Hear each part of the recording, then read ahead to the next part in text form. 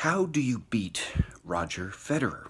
How do you beat Roger Federer? That's got to be the question on people's minds. I mean, the contenders, the Djokovic's, the Nadals, they have to be thinking, how do you beat Roger Federer? Now, Djokovic and Nadal have won Roger Federer, but they haven't beaten, super Federer, the Federer that blasted through and prevailed in the Hopman Cup, the Federer that came back in 2016. They haven't quite figured that one out yet, and I thought it might be an interesting idea to do a video to think about what exactly does it take to beat Roger Federer. What will it take to beat the new super Federer? And I think there's two basic answers to the question.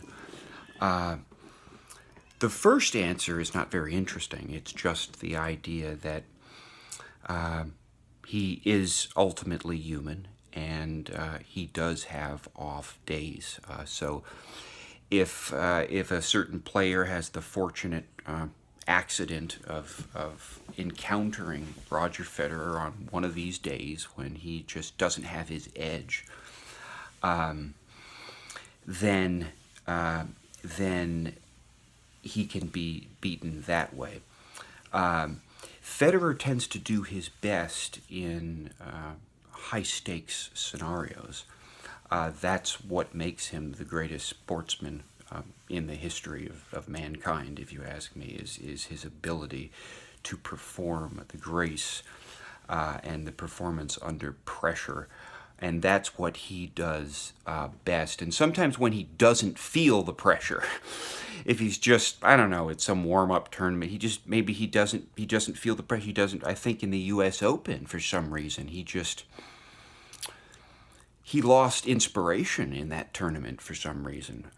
He played, he still played wonderfully, and it was great to watch him, and he played some great matches, but ultimately he lost kind of like Del Potro, in other words, was fortunate enough to encounter Federer in a sort of off day. And Del Potro is no slouch, don't get me wrong, but that's the first way you beat Roger Federer. You encounter him on a day that he is just not feeling up to sort of 100% of what he could do for whatever reason. Maybe he doesn't feel the pressure for some reason. I mean, maybe it was just with the Australian and Wimbledon behind him, maybe it was just not enough. It was not enough to drive that inner Federer, the Federer that comes out at the right times, always. The U.S. Open didn't feel right for Federer, and the whole thing was a total disappointment.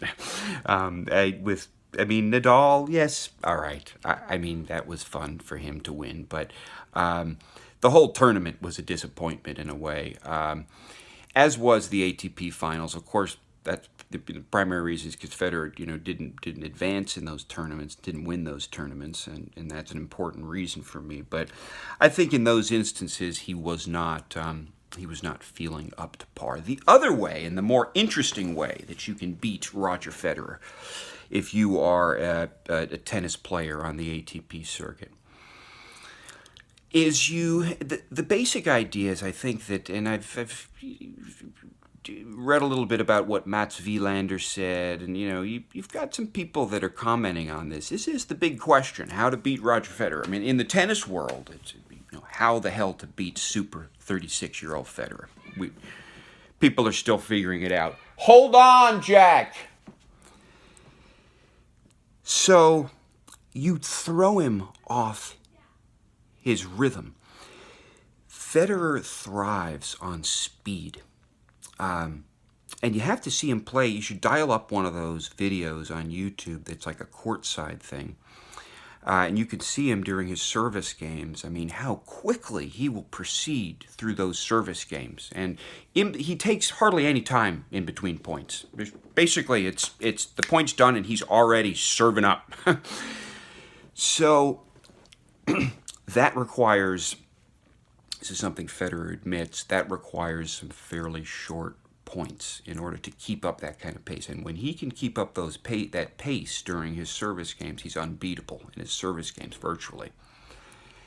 And he also controls pace and when the other person's serving.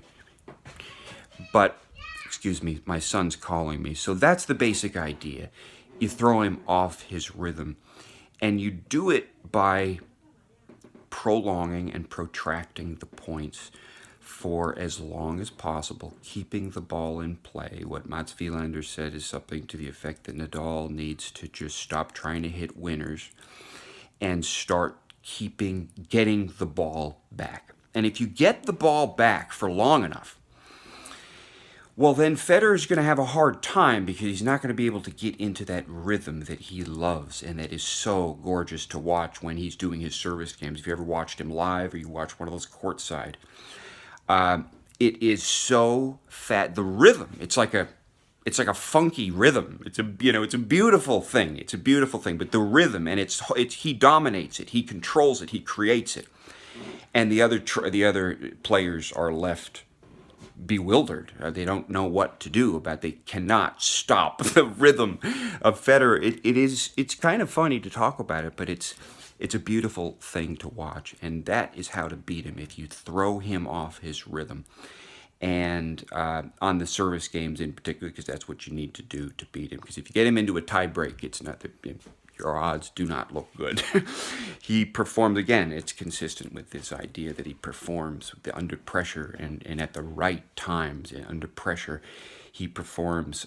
He just knows how to do this. So, yeah, there's a few tie breaks here and there in 2000. On the whole, his tie break performance in 2017 and now in 2018 is looking to be just stellar and awesome and noteworthy. And even though there's been a couple of times when he hasn't won the tie breaks, I think the performance has been excellent and commendable and magnificent. And there's just nothing to criticize about the way so your odds are looking very bad if you get him into a tie break. But throw him off his rhythm. That's the way to beat Roger Federer, and that's the way that God willing, he takes the Australian Open. I would love to see it. I'm a huge Federer fan. I'm rooting for him. But if he does not manage to take the entire tournament, which I don't even like to utter the idea, but it will be because of one of those reasons, or maybe a confluence of both of those reasons. So there you are.